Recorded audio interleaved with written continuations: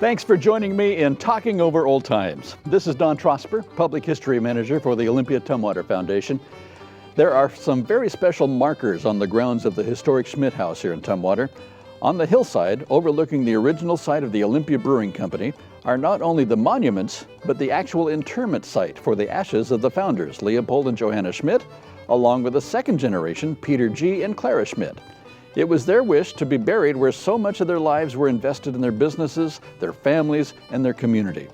Their influence made a huge impact not only here in the South Puget Sound, but also in the western U.S., even across the Pacific.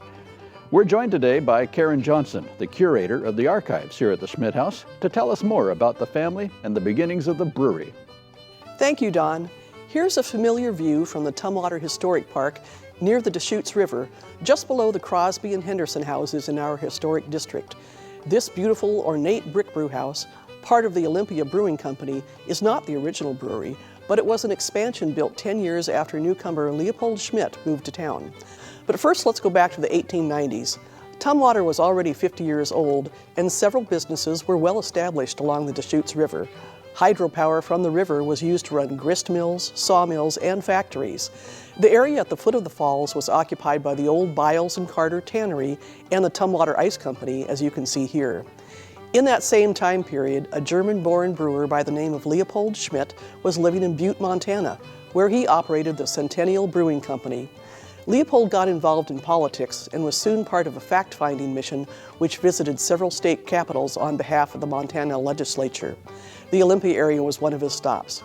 Leopold fell in love with the saltwater of Puget Sound and knew that he wanted to bring his family here. And when he discovered the pure artesian springs in Tumwater, he really knew he could build a modern brewing company to make use of the water that he felt would be perfect for beer. So he returned to Montana, sold his holdings there, and moved lock, stock, and beer barrel to Tumwater. His younger brother Louis and his family came too. Together the brothers built a new brewery which they named the Capital Brewing Company. The first product rolled out of the brewery in October 1896. It quickly became known as the best quality beer in the entire West, with markets as far away as Hawaii, San Francisco, the Yukon, and even Shanghai, China. The brewery would also become our area's largest employer.